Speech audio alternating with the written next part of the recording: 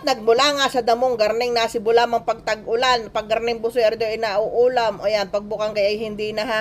Aring at may bisita kaming taga Nueva Ecija, natanaw sa sagingan nila, aring mga pungapong nakarami.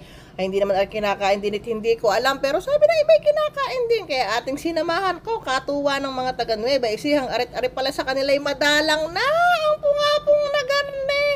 Ay di ari ang aming nakuha, kadami kong titingnan.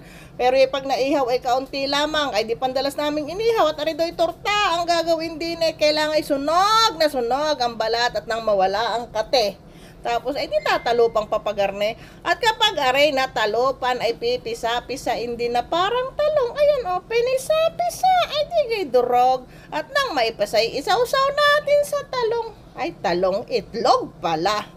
At nang naisawsaw natin sa itlog, ang pungapong na ayan ay di atin ng ipiprito din sa maitim na kawaling nasunugang kainaman naman at sa maitim na kawali pa'y hayain na.